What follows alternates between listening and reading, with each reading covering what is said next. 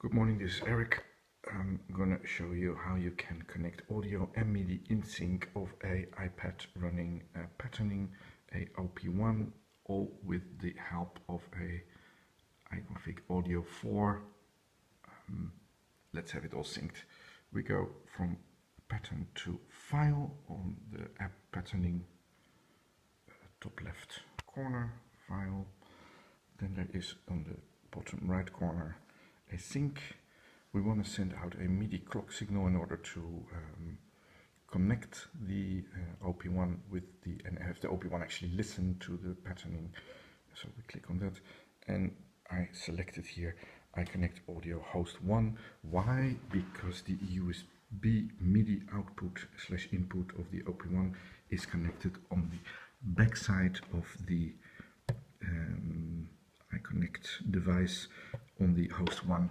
So what we're doing now is we're sending a MIDI clock from the patterning through the iConnect audio device to the OP-1. So that's set. What do we have to set up at the OP-1? Absolutely nothing. What did we have to set up on the iConnect Audio 4? Actually a few bits. There is let me see, a little app you have to download, the iConfig for audio. We look at that. Then you have a few. You have a MIDI patch bay, MIDI info, an audio mixer, and audio patch bay. This is actually the setup of the iConnect Audio as a sound and MIDI card for the iPad. We go to the audio patch bay.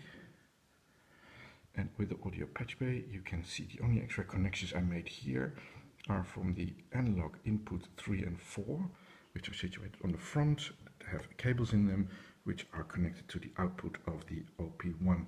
So the output OP-1 headphones send the audio signal through the cable to analog input 3 and 4 of the iConnectivity device. And here in this matrix, what I did is I connected those two to the iConnect Audio 4 internally mixer to channels 1 and 2. Otherwise, standard it is connected to the USB audio 3 and 4, which is not what I'm using at the moment. So internal mixer channels 1 and 2 are the OP-1. We go to the internal mixer. Something that took me a little bit to figure out is that I was doing a lot of fader work here. A lot of things were happening in display, but nothing on my headphones, because I was working in the line out 1 and 2 tab, and I should have been working in the headphones tab, which I am now. I have the little mixer here. I have to figure out how to actually rename the channels if that's possible, but I just set it up so it should be fine like this. So what you do, audio patch bay, make sure the OP-1 is routed to the mixer to the headphone channel. And apart from that, I did not do anything. I go back to the patterning. Pattern made a fairly simple patch. I made a 4-bar loop with a little bit of sound on it, but in the mixer I switched the, as you can see, took all the channels completely down, and the only thing that's still up is the metronome of the OP-1. So what we should get, if we go back to tape, which is here, we have a tape, we have a 4-bar loop, we have patterning with a fairly simple pattern ready, and what should happen if I press play on patterning, then the OP-1 should start to run as well. Let's see what happens. We see patterning running,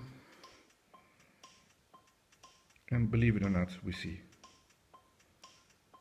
the OP-1 tape fully in sync with patterning. Put this.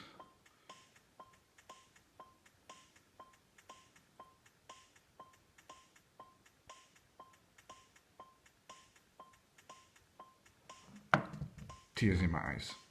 That's actually how simple it is. We'll get back to this more elaborate. There's another iPad which I want to connect. But this should be nice news for all those wanting to sync their iPad to their OP-1 eye connectivity doing the job.